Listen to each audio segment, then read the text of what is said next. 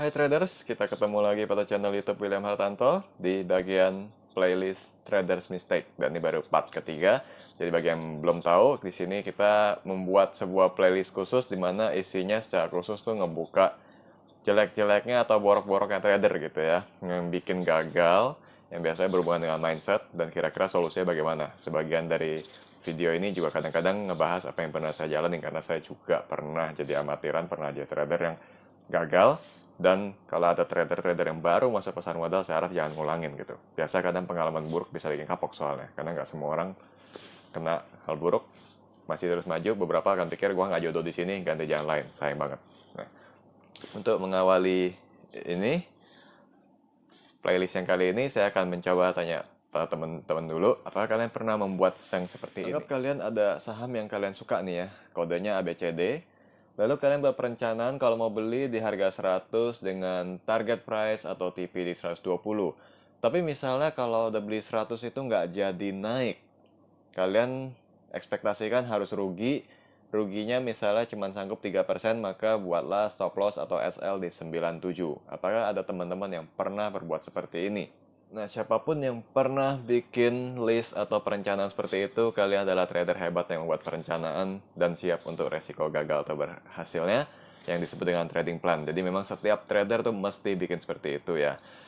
Jadi kita punya saham yang kita suka gitu ya, dengan kode apa aja. Cuma tadi saya sebutnya ABCD karena saya nggak mau dianggap promosiin saham tertentu. Lalu kalian tertarik entah dengan alasan apapun atau alasan paling basic karena gue lihat mau naik gitu ya. Lalu kalian buat perencanaan beli. Di harga sekian saya mau beli. Kalau naik kira-kira mau berapa sih gitu. Kalau turun kuatnya berapa. Ya memang trader itu harusnya bisa fokus lebih ke potensial downside yang mesti pertama kali perhatiin. Kenapa? Karena kalau upside sih kalau bisa maunya naik terus, nggak bisa turun. Dan saya juga sukanya kayak begitu sebenarnya. Jadi kalau misalnya saya pribadi bikin trading plan, saya lebih fokus harga berapa saya beli dan harga berapa saya siap cut loss-nya. Setelah itu, kalau cut loss saya nggak disentuh, ya udah biarin aja naik terus, nggak apa-apa. Namanya juga uptrend kan sekali-sekali koreksi, kalau koreksi pun masih di batas wajar, ya udah biarin aja naik terus, gitu kan. Itu namanya trading yang kelewat maruk. Tapi sah-sah aja, maksud saya adalah setiap trader harusnya lebih mikirkan dulu resiko ruginya, karena kalau keuntungan tuh harapan semua orang, semua trader. Dan seringkali adanya pelajaran baik dari kelas-kelas resmi non resmi tentang pasar modal, selalu trading plan diajarkan, dan juga pasar modal, saham, investasi selalu diajarkan untuk sadis alias sabar dan disiplin, termasuk dengan trading plan nih. Nah, saya bikin vlog yang kali ini karena beberapa hari sebelumnya ada beberapa saham yang naik terus gitu ya. Ceritanya antara saya sama teman saya, dia pajang terus ke saya dan saya awalnya ikut seneng gitu. Cuan terus. Iya, oke, keren. Suatu ketika saham tersebut turunnya signifikan dan dia bilang dia nyangkut. Loh, gimana ceritanya? Saya bilang, lo kan beli di bawah. Ternyata sudah beli di bawah, target price dia kena, dia jual, dia uber lagi di atas. Nah, inilah yang jadi permasalahan dan saya kira mungkin ada di antara kita yang pernah berbuat seperti ini. Dan rata-rata biasanya masih pemula. Jadi ketika udah buy di harga sekian, TP-nya udah kena, karena masih naik dibeli lagi gitu ya. Harapannya kalau masih bisa naik ya udah nggak apa-apa. Atau ada juga yang berpikir bahwa itu saham udah kasih gua cuan ya selamanya di saham itu terus, berpikirnya seolah-olah itu saham yang satu-satunya yang dia bisa ikutin. Alhasil ternyata nggak selalu seperti itu. Nah, itu permasalahan yang paling sering dialami oleh para trader. Dan beberapa hal yang harus kalian tahu adalah, pertama, kalian memang harus disiplin. Alasannya adalah kebanyakan trader saham itu ngelihat support dan resisten dalam membuat trading plan. Jadi misalnya tanya saya buat 100 dan TP 120 dengan stop loss di 97. Mungkin aja saya membuat itu walaupun random, tapi mungkin sekali saya membuat itu berdasarkan TP mengikuti resisten dan stop loss mengikuti support. Mungkin sebagian dari kalian juga berbuat begitu. Identifikasi dulu trennya, cari tahu supportnya sekian, resistannya di berapa, itu jadi target jualnya. Nah, karena kebanyakan trader menggunakan analisa teknikal, bukan tidak mungkin saat kalian membuat TP di harga sekian, orang lain juga membuat TP di harga yang sama. Jadi bukan tidak mungkin ketika TP atau target price kalian tercapai, itu benar-benar gak akan lanjut naik, karena orang lain juga melihat level tersebut sebagai area untuk jual. Biasanya tanda-tandanya, kalau kalian dilihat di, apa ya, kalau di aplikasi, kalau yang saya pakai namanya complete book ya, nggak tahu kalau di kalian ada yang order book atau saya nggak tahu lah berdasarkan aplikasi masing-masing. Tapi intinya ada bid, ada offernya, itu akan kelihatan di harga yang kalian jadikan TP. Bisa secara kebetulan tuh lotnya paling tebal. Nah, berarti ada kemungkinan orang lain juga melihat itu sebagai resisten atau area untuk jual dan ngeganjel sama-sama di harga tersebut. Otomatis target kalian tercapai, kemungkinan harga sahamnya nggak naik lagi ya. Orang udah habis semua beli di situ. Ya, mungkin akan terpikir loh, berarti ada yang beli di atas Pak, ada akumulasi, jual lebih tinggi lagi, boleh dong. Itu ada prosesnya. Tapi ketika satu resisten pertama sudah tercapai, biasanya memang akan ada masa jedanya dulu dalam perdagangan. Sebagian dari kalian pasti pernah ngerasain itu. Ketika pada satu resisten kena, harga saham akan terhenti, menguat, perdagangan sepi mendadak akan turun dulu sedikit, baru retest lagi pada hari yang sama, atau di beberapa hari kemudian baru ditembus resisten yang awalnya adalah target price kalian. Nah, itu ada prosesnya lagi, tapi saya belum bisa ceritain di sini. Saya lagi fokus pada tentang kedisiplinan. Jadi, tadi adalah kemungkinan TP kalian juga TP yang sama dari orang-orang lain.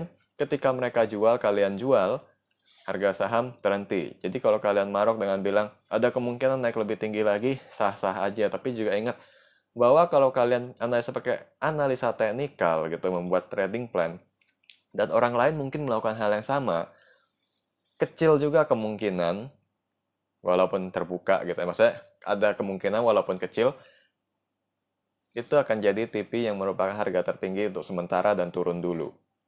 Nah, siap nggak kalau misalnya sudah kena target price-nya, gara-gara maruk ternyata nggak jadi naik, dia koreksi dulu, malah nyesal nggak? Kalau misalnya nggak nyesal dan kalian mau trend following, otomatis harus buat strategi baru, yaitu silakan. Tapi kalau misalnya kalian berpikir, aduh coba tadi gua jual, punya kebiasaan kayak gitu ya, jadi udah nggak jadi jual, nggak jadi naik. Di saat yang sama, coba tadi gua jual. Kalau kalian masih punya kebiasaan kayak gitu, sebaiknya disiplin.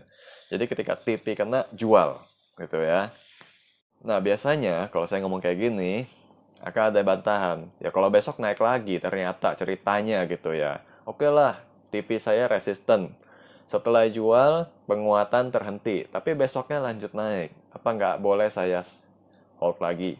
Oke, dalam hal ini mungkin ada sedikit yang saya pernah katakan juga, itu gambling apakah saham masih naik lagi atau enggak. Karena setelah satu resisten terbentuk, akan di-retest kembali itu 50-50. Apakah terjadi akumulasi kembali di harga tinggi atau tidak. Nah, itu akan lebih dalam bahasnya lain kali. Tapi, yang boleh ketahui adalah ketika masa seperti itu, untuk melanjutkan penguatan keesokan harinya malah di atas resisten tuh memang pernah dan bisa terjadi. Maka strateginya harus kalian ketahui juga, harus ada penyesuaian. Trader tuh harus selalu follow the trend. Jadi kalau memang harus naik lebih jauh, strateginya harus diperlebar TP-nya. Nah, lalu strateginya apakah perlu averaging up atau enggak. Berdasarkan pengalaman yang saya tahu, averaging up itu suka celakain orang. Karena kadang berpikir, seandainya gue beli banyakan gitu kan, kira averaging up malah pakai margin. Itu biasanya yang paling celakain orang. Dan juga tadi saya ada cerita tentang bagaimana saya sama teman saya, dia bilang udah jual di TP-nya, dia Uber lagi di atas, alhasil nyangkut. Kalau nggak salah katanya cuannya sih jadi balik nol. Jadi ya dari modal nggak berkurang, tapi dari cuan jadi nggak cuan. Nah, itu kan sayang banget. Jadi kalau dari pengalaman seperti itu, mungkin saran yang bisa saya kasih, kalau misalnya TP ditembus, ya, berarti yang perlu dilakukan adalah bukan averaging up, tapi hold aja atau melakukan selling secara parsial. Tujuannya adalah membuat kalian bisa menjual saham atau profit cuan di beberapa harga sekaligus. Jadi kita buat skenario indahnya dulu nih. Buat TP di harga yang tadi saya buat 120, ternyata bisa naik ke 133 misalnya. Sepanjang 120 ke 133, itu yang kita bisa jual di beberapa harga kalau belinya banyak gitu ya. Katakan beli 10 lot aja kan kita bisa 10 antrian sebenarnya di harga yang semakin tinggi. Ya otomatis profitnya variatif gitu ya. Semakin jual di harga yang lebih tinggi ya lebih banyak. Itu salah satu strategi yang paling tepat. Kenapa? Kayak saya bilang, averaging up kadang bikin kita nggak sadar, berharap bisa beli banyak, bisa kenaikan lebih tinggi, pakai margin celaka. Itu sering banget kejadian kayak gitu. Kalau mau margin tuh belinya di bawah, bukan di atas. Kalau belinya di atas, nggak tahu kontrol emosinya, nggak bisa ngikutin trennya, salah baca, dari niatnya cari cuan gede, jadi cut loss gede. Itu udah sering kejadian kayak gitu. Ya, jadi ketika TP dilewati, hold atau selling secara parsial. Jadi kalian bisa jualan di berbagai harga yang lebih tinggi. Setelah itu ketika tren sudah selesai, ya udah kalian udah profit. Nah, misalnya nih kejadiannya semakin keren gitu ya, lanjut naik lagi besoknya. Perlu nguber lagi nggak? Kalau saya sih saran enggak. Kenapa? Pertama, memang tergantung persentase kenaikannya. Jadi bukannya saya mau ngelarang-larang, tapi tergantung persentase kenaikannya. Kalau dalam 3 hari atau dalam 1 minggu gitu kenaikannya, itu udah naiknya ternyata 30% ke atas, lu mau beli, lu start 0% saat beli saham itu. Orang lain yang menjual, yang sahamnya kita beli di harga tersebut, nggak tahu plusnya udah berapa. Gitu. Jadi ibaratnya, kalau ada dua orang yang sama-sama beli saat sahamnya sideways, yang satu udah jual duluan, yang satu masih belum jual. Terus sahamnya naik katakan 30%. Yang belum jual ini udah plus 30%. Misalnya secara kebetulan yang sudah jual tadi kebeli barang temennya tadi sahamnya, maka yang satu start 0%, yang satu sudah plus 30%. Tingkat resiko sangat tinggi. Nah, yang perlu kalian lakukan tinggal cek lagi saham mana lagi yang bakal naik. Trader tuh tugasnya beli di bawah, jual di atas. Ya, kalau bisa jangan beli di atas, jual lebih atas lagi. Bisa, tapi jarang yang berhasil kalau yang masih belum terbiasa dengan market. Jadi better kayak gitu aja, cari yang lebih rendah, yang belum naik, yang ciri-cirinya akan naik, siap-siap untuk jual di bawah. Setiap tren ada gilirannya, sentimen ada sektornya. Ada sektor rotation maksud saya. Jadi misalnya tambang dulu naik, habis tambang mungkin ke infrastruktur, habis infrastruktur mungkin ke properti. Tinggal lihat history aja, bisa ambil start lebih dulu. Nah, kira trader mistake kali ini sederhana aja mengajarkan kalian untuk pentingnya disiplin. Setiap saham yang naik itu menarik. Kalau lagi sideways, lagi turun, nggak menarik. Itu sudah pasti. Kalau nguber pas udah naik, beresiko. Itu juga sudah pasti. Tapi yang penting adalah meminimalisir resiko. Caranya dengan disiplin. Jadi di sini tidak ada larangan secara khusus, melainkan mengajarkan kalian untuk selalu disiplin. Disiplin cuan itu lebih baik daripada disiplin cut loss dikit, karena cut loss dikit pun akan jadi banyak juga pada waktunya. So, kiranya ini saja untuk trader mistake kali ini.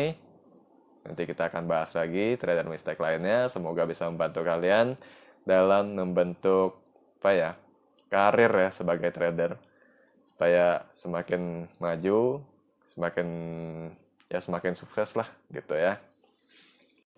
Moral lesson daripada trader mistake kali ini adalah patuhi setiap trading plan yang kita buat. Kalau kurang pas, misalnya TP dilewati, maka latihan lagi supaya di saham berikutnya kalian bisa mendapatkan TP yang lebih maksimal. Caranya bisa melakukan partial selling atau holding untuk mengukur seberapa tingginya dari frekuensi perdagangannya, misalnya dari volumenya atau dari teknikal, dan bagaimana pengaruh sentimen terhadap pergerakan harga tersebut, sehingga di saham berikutnya kalian bisa atur strategi yang lebih baik. Lalu kalau misalnya sudah capai TP, maka sebaiknya dijual. Karena kalau harga saham memang mau naik lagi, kita tinggal buat trading plan baru. Dengan kata lain, kita sudah trend following.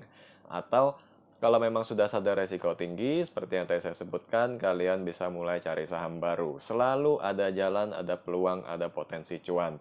Yang penting kita jeli, seorang trader tidak ada halangan untuk membeli saham apapun, yang penting momentumnya ada. See you again on the next vlog.